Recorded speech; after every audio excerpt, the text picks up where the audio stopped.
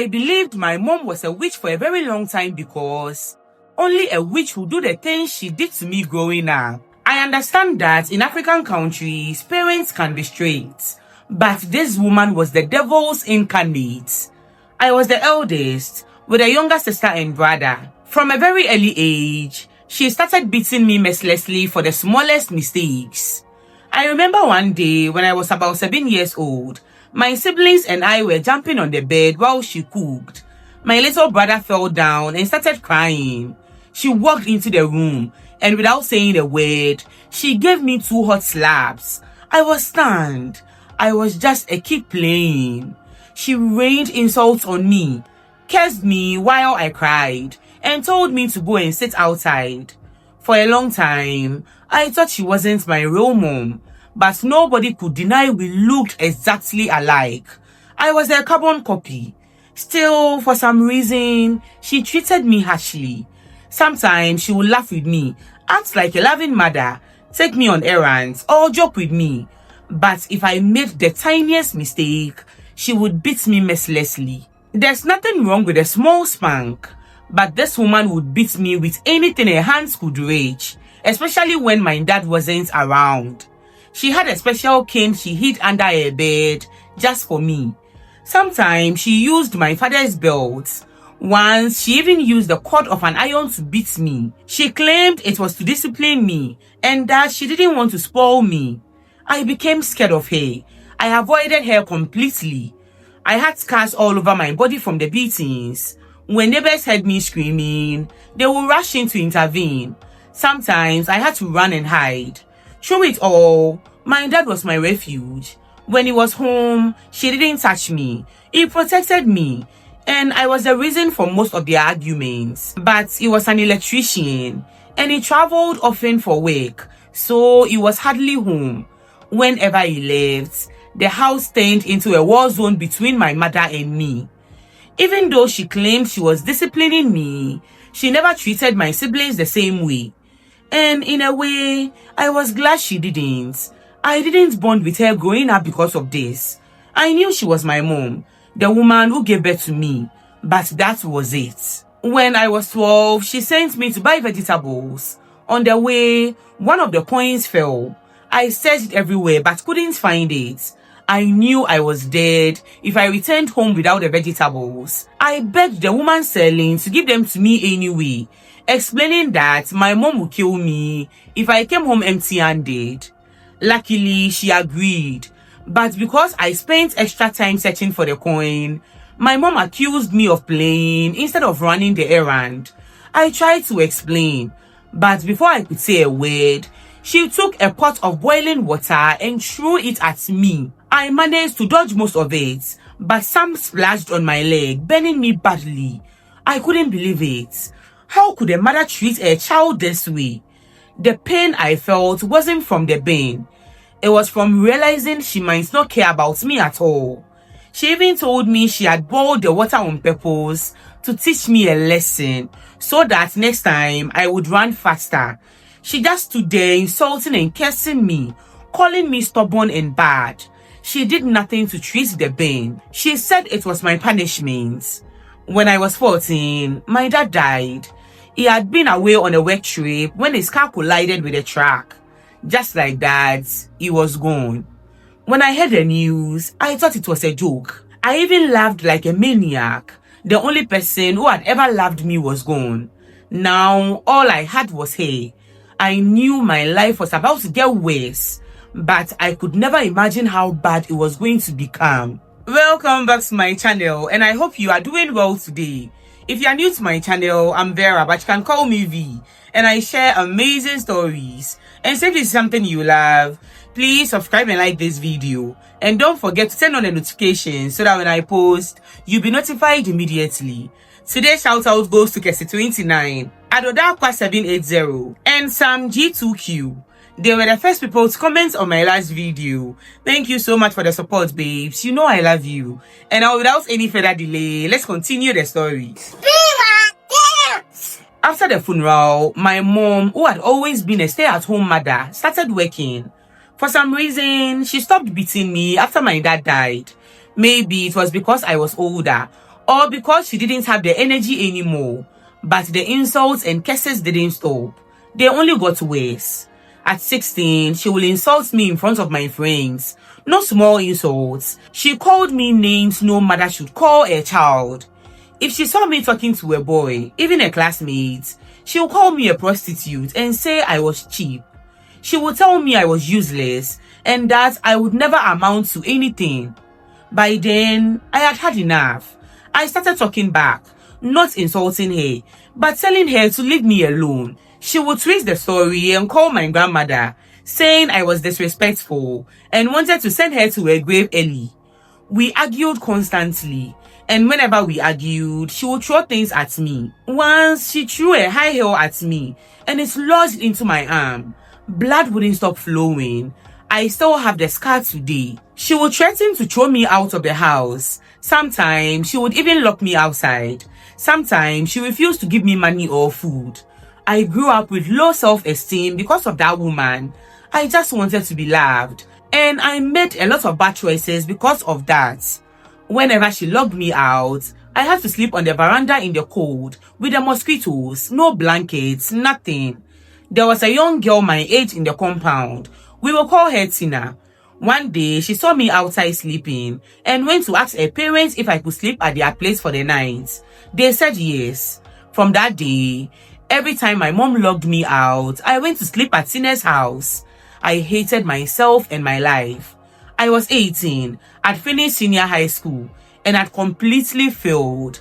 I saw my friends going to good schools, some learning trades, while I was just there with no plans for my life.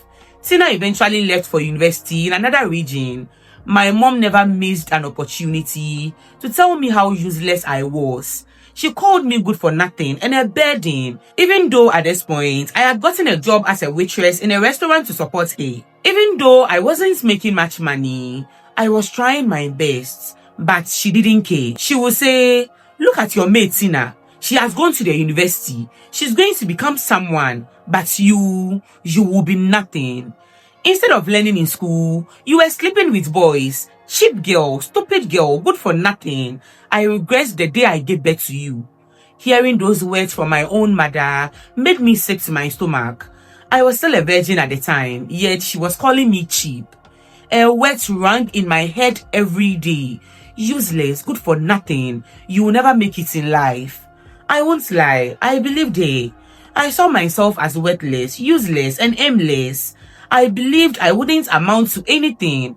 If the woman who carried me in a womb for 9 months saw me as a failure, then I must have been one. I thought about running away several times, just going far away, but I didn't have enough money. I actually ran away once to a friend in Kumasi, but she was living in a small room with another friend who hated me.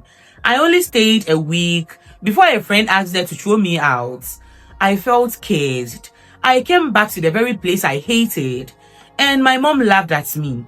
She said I was nothing without her. She refused to let me in and locked me out of the house for 3 whole days. It was during the second night outside that Tina's dad asked me to come and sleep inside like I used to when Tina was around. I agreed immediately.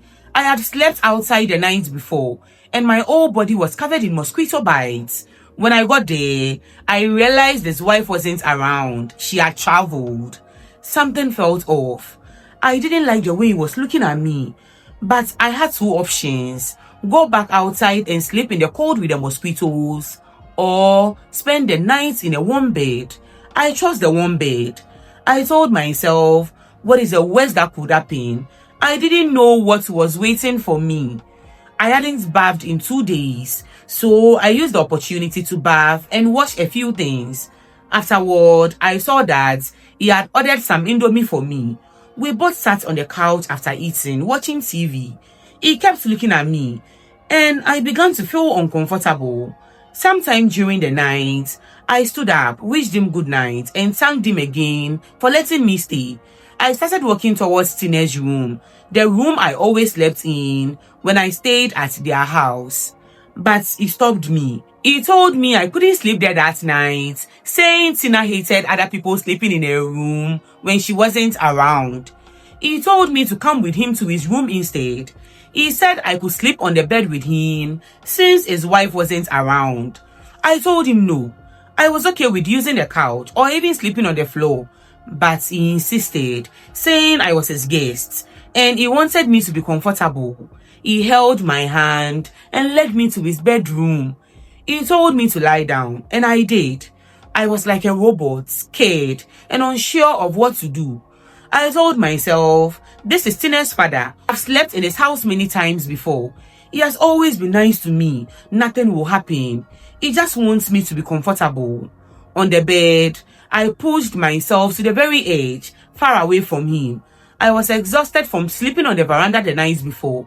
And before I knew it, I was fast asleep. I was still sleeping when I felt something brushing my leg. At first, I thought I was dreaming. Then, I felt something wet on my cheek. I opened my eyes and saw him right beside me. I jumped up, but he grabbed my hand before I could bolt out of the room. He said, I won't force you, don't worry. I am not like that. Sit down. I was scared out of my mind. Why was he touching me in the middle of the night? He held my hand and said it plainly. I want you to sleep with me. I opened my mouth wide. What? This man was in his 50s. My friend's father. I didn't see him that way. I shook my head no, but he didn't let go of my hand. Don't worry, I won't force you, he said again. I have liked you for a long time. I want you in my bed tonight and even in the future. I know things are not okay between you and your mom. I see the way she treats you. I will take care of you. I will give you money. Just let me do it. Just once. Please. I just sat there frozen. I couldn't move. At that point, I had never had sexual relations with a man. I was still a virgin with low self-esteem, broke and wanting money. He asked me to nod if I wanted him to sleep with me. I don't even know how my head started moving. He started touching me and then threw me onto the bed. My first time was with a man over 50 years, my friend's father. It was painful, but he was gentle. He even used a condom. The next day, before I left, he gave me 500 cedis. I was earning 600 cedis a month at the restaurant I worked in, so that money meant the world to me. But it didn't stop me from feeling guilty every time I saw his wife. She was a good woman, and she had always been kind to me. The next time she called me to come over, I told him I didn't want to hurt his wife. But he told me his wife didn't sleep with him anymore and that he had just been paid and wanted to give me more money to buy something nice. And that is how my life began to go downhill. My mom finally allowed me to come back after 3 days, but the insults didn't stop. It was always one thing or another. Then she started acting strange. She started dressing better, doing her hair, always smelling good. She would leave the house and come back very late. I didn't know what had caused the sudden change, and to be honest, I didn't care. She was no longer insulting me. She was always smiling or talking on her phone. In fact, whatever it was, I prayed it would continue keeping her attention. I was still sleeping with Tina's dad on the side, and he was giving me small amounts of money here and there. I wanted to gather enough money to move out and rent my own place. But unfortunately, he was no longer giving me 500 cedis. The money had reduced drastically. 100 cedis here, 200 cedis there. And when I complained, he would promise to give me more, but never did. I felt cheap. I was sleeping with a married man for 100 cedis. One day, one of the men I worked with proposed to me. I didn't even like him like that, but I said yes. Maybe it was because of my low self-esteem. Or maybe I just wanted someone to love me. Let's call him Tommy. Tommy was just Tommy. Not very good looking, not well to do, and living hand to mouth, just like me. He lived in a single bedroom apartment with another guy.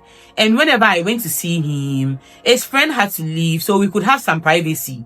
Despite not having money, he treated me well, cooked for me sometimes, and wasn't bad in bed. He told me he wanted to marry me once he rented his own place. He didn't give me any money except transportation fare to his place, and I didn't blame him. We were earning the same salary, 600 cedis. He had his mom to look after and 3 other siblings. His dad was also deceased. During this period, I was still sleeping with Tine's dad. But by then, I was just doing it for the small 100 or 200 cedis he would give me. My life was just pathetic. Then, one day, I went to see Tommy. He wasn't around, but his roommate was. I decided to wait for him. Out of nowhere, his roommate came to sit beside me. Then, he put his hand on my chest. I looked at him in surprise as his hand moved up and down. I froze. I should have stopped him, but I didn't. I let him push me to the end of the couch and touch me. It felt like I was outside my body. He slept with me, and all I could do was lay there while he went up and down. After he finished, he just said thank you and walked out. I couldn't wait in that room a second longer. I took my bag and walked all the way home crying. I called myself cheap, worthless, dirty, useless, just like my mom always said I was. I blamed myself for what happened. I never said no. I just allowed my boyfriend's roommate to sleep with me. Who does that? I blocked Tommy's number on my way home. I was done with him. I couldn't face him after what had just happened. I avoided him at work. He tried to talk to me to understand why I was pushing him away, but I didn't give him any explanation. I never loved him anyway. And what was I going to tell him? That his roommate slept with me and I allowed it, and that is why I was shunning him. He eventually stopped trying after a few months, and that was it. Then came the biggest news of my life. My mom was pregnant for a man I had never met before, and she was getting married. The first time my mom introduced my siblings and me to Charles, she was already 4 months pregnant. She was smiling when she told us they were getting married. She said they were old friends who had known each other since childhood, recently reconnected and fallen in love. She was glowing, holding on tightly to his arm. I turned to look at the man properly, and my heart almost dropped when I saw him looking at me. He looked away when our eyes met. He didn't talk much, but he smiled a lot. He was tall, very handsome for his age. And if my mom hadn't told us his age, I would have thought she was dating someone younger. She actually looked older than him. He was fit, like one of those men who are always in the gym. I wondered why a man like him would marry a woman like my mother. My mom wasn't ugly, but definitely not on his level. It was clear from that day that she loved him more than he loved her. She kept looking at him with wide eyes and smiling at things that weren't even funny. I never remembered her behaving this way with my dad. Before she finished the speech, she added that he had been supporting us for a while after my dad died. I was a bit surprised she was in touch with this man back then. It also made sense because I often wondered how she survived financially after my dad passed away. She had been a stay-at-home mom, and after my dad died, she started working as a cleaner in a nearby nursing home. I didn't think she was paid much, but for some reason, she always had money for everything. We never went hungry, and our rent was always paid. She never looked like someone who was struggling. My 2 siblings were happy for her, especially since it was clear this man was wealthy. As for me, I didn't care. She had never cared about anything I did, never showed me love, so why should I be happy for her? Also, the fact that she had been in contact with this man while my dad was alive, and he was sending her money, rubbed me the wrong way. I didn't say anything. We all ate together that day, and once in a while, I would look up and catch this man looking at me. It made me feel uneasy. He hardly spoke to me that day. He said goodbye to us after eating and left. My mom couldn't stop smiling for the rest of the day. 3 months later, she was heavily pregnant when they got married. Before the marriage, Charles would come to the house and try to bond with my siblings and me. He brought us gifts. He was the first person to ever buy me a human hair wig. I was shocked when he gave it to me. I needed it, and the fact that he saw me, a 19-year-old girl, and was able to buy me something I truly liked made me see him in a new light. When my mom saw the gift, she said it was too expensive and even asked him to take it back. She said I had my natural hair and didn't need a wig, but he smiled and told me to keep it, saying all the other girls my age wore wigs like that. I won't lie, I was happy he supported me. That is how my relationship with Charles really started. I started smiling more at him. Whenever he came over, he would ask me about work. One time, he even asked me what else I wanted to do with my life, and I couldn't respond. He told me to think about it, that I couldn't remain a waitress forever, and that once I figured it out, he was ready to help me. I saw my mom standing in the kitchen that day, listening to us, and I didn't like the look on her face, but I kept bonding with Charles, thinking this was finally it. I finally found someone in my corner, someone who believed in me. I didn't know my life was about to get much worse. After their marriage ceremony, my mom packed all her things, told my siblings to pack theirs, and left mine. She said there were still 2 months left on the rent, and I should stay behind and live on my own since I was now a woman. She said when the rent was due, I could either pay and continue living there or find another place to stay. That was it. She was done with me. I was almost 20 at the time, and I won't lie, I was happy when she told me to stay back alone. I had wanted to be on my own for years, and this was finally my chance. But I also knew paying the rent would be a problem. It was way out of my budget. At the time, I had only 700 cedis saved after almost a year of working, and the rent for 1 month was 800 cedis. I knew I couldn't afford it, but still, this was my chance. I told myself God would provide. I still had 2 months to find the money, 2 months of peace. Charles wanted me to come along with him, but my mother's mind was made up. At that point, I didn't care. For the first time in my life, I was truly free. The day they left the house, I danced around, singing and crying.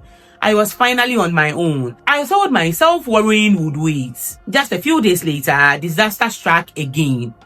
I was at work when 2 men came to the restaurant to eat. I was the waitress at their table. I served them food worth 500 cedis. After some time, I went to use the bathroom. When I came back, they were gone.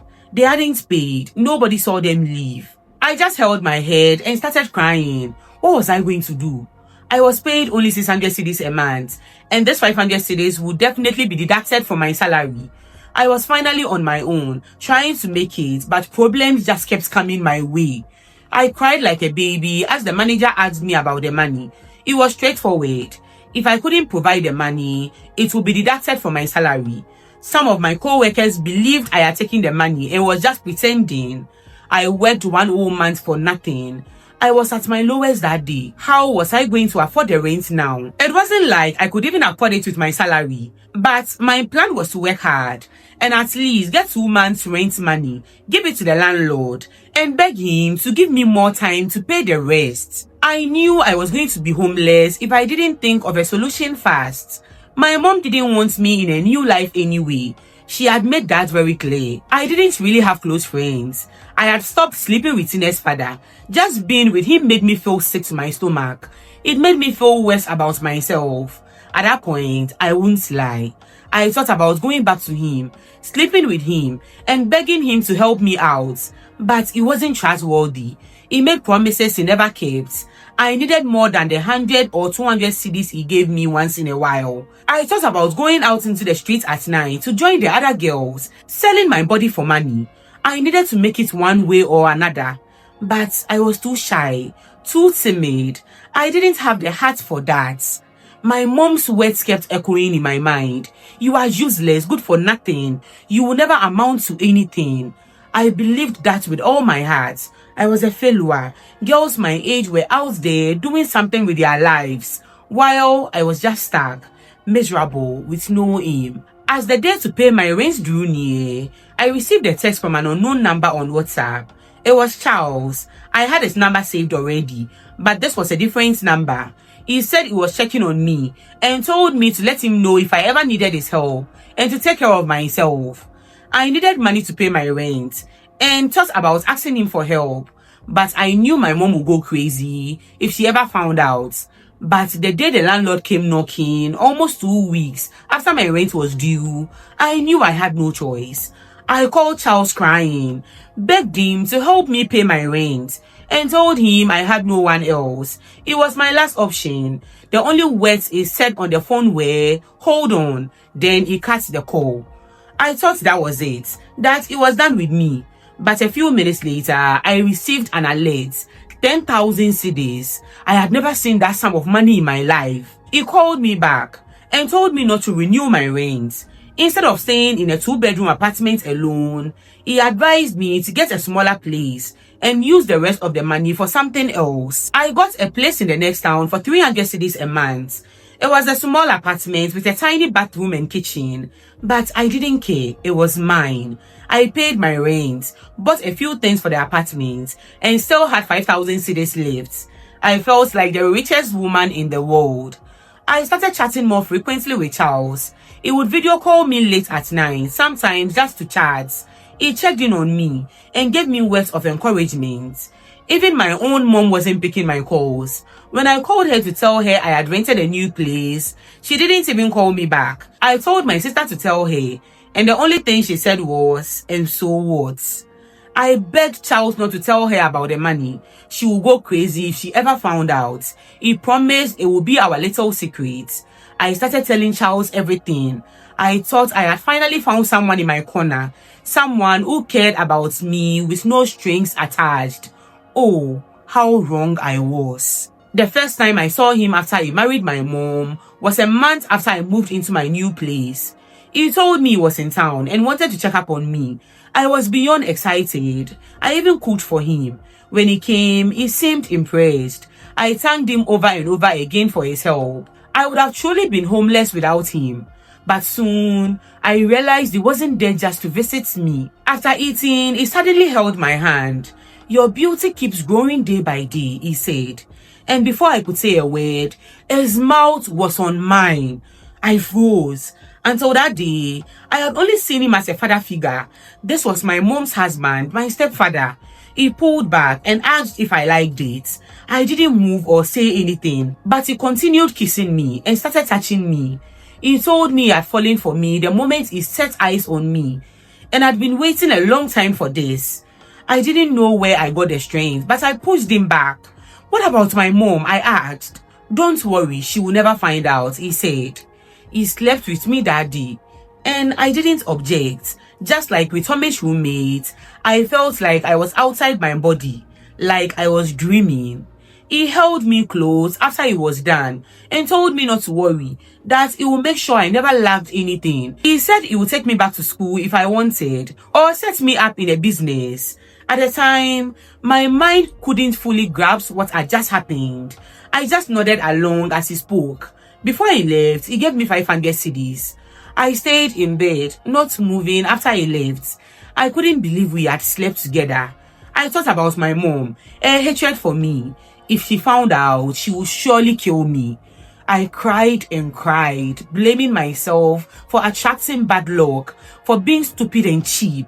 Then I had a moment of clarity. Maybe this was it, my way out. I had never had anyone. This was my chance to get what I could from Charles and move on. My mom didn't deserve my loyalty. She was never a mother to me. And it wasn't like I started this, her husband did. So even though I had no passion for sewing, I decided to learn the trade just to get something doing. Charles was ready to sponsor me. A few days later, I told him my plan. He told me to stop working and find someone to teach me. He said I shouldn't worry. He would make sure I had everything I needed. He also gave me a weekly allowance, so I always had money. All he wanted was for me to concentrate on my training. I went to see a seamstress nearby and asked if she could train me. She said yes and gave me a list of things I needed and a fee. When I told Charles, he sent the money immediately. I started training a few days later. Every week, Charles sent me 400 cedis for my upkeep. He bought everything I needed to make sure my training went smoothly. But these things were not free. He still came to see me now and then. I would cook for him, and after eating, he would pull me to the bed. This became our routine for months. Sometimes I didn't see him for weeks. Other times, he came multiple days in a week. I won't lie. At first, it was weird sleeping with my mother's husband, but I got used to it. He made me feel good. He listened to me talk about my work, about what I had learned so far, and encouraged me to keep going. I called my mom sometimes, but most of the time, she ignored my calls. She never called me herself. When she picked up, she would just say, "What do you want?" I never understood why she hated me so much. I didn't even know why I was still trying to hang on to her. One day, I made a decision, never again. I wouldn't call her anymore. Enough was enough. In a year and a half, I finished training. I was even beginning to enjoy sewing. Charles got me a small container near my apartment, and I started getting clients here and there. He was still giving me 400 cedis a week, and I was saving most of it. Sometimes I would ask for more to buy materials or do my hair and nails, and he always gave it without complaints. When I thought things were finally working for me, disaster struck again. It was a Saturday. Charles came to my place in the evening, and like always, I had food ready for him. After eating, he pulled me to the bed like he always did. We were both naked, and he was inside me when the door burst open. I had gotten careless and forgotten to lock it. It was my mom. She held her head as she stared at us. She didn't shout. She didn't say a word. She just stood there watching us. I thought that was my last day on earth. The woman I knew would have torn me to pieces. Instead, she broke into tears, sat on the floor, and started rolling on the ground. I could hear her saying, "I thought it was someone else, but my daughter, my own daughter." Charles hurriedly stood up and started putting on his clothes. He went to my mom and tried to pull her up, but she pulled away, still crying on the floor. He told her not to read too much into it, that it was a mistake and it wouldn't happen again. I had also dressed up, but didn't know what to do. I thought about running out, but she was lying near the gate. As Charles tried to convince her to go home with him, she grabbed the collar of his shirt and shouted, "How can you sleep with your own daughter?" At first, it didn't click. I thought she meant stepdaughter, but then she said, "Your own blood daughter. How can you commit such an abomination?" That is when I looked at both of them. What does she mean? I turned to Charles. What does she mean by blood daughter? Charles said, "Don't mind her. She doesn't know what she's saying." She tried to pull my mom out, but she refused. She kept wailing and speaking gibberish. Then she stood up and looked me in the eye. "I knew you were cursed from the moment I had you. I knew you had an evil spirit inside you. You destroyed my life and you keep destroying it. He is your father. I should have killed you all those years ago. I knew you would be my downfall." She looked at me with so much hatred before she walked out crying. I just stood there frozen. What did she mean, my father? I had a father who died a long time ago. Nothing made sense. She had married Charles. He was my stepfather. I turned to him. He was standing there staring at the ground. What did she mean? I asked. Why did she say you are my father? He tried to leave, but I held his arm. I started shouting, "Tell me the truth. What did she mean?" He held his head and sat down. Then he started crying. "I'm sorry," he said. "Yes, I'm your real father." I stumbled back. "What do you mean?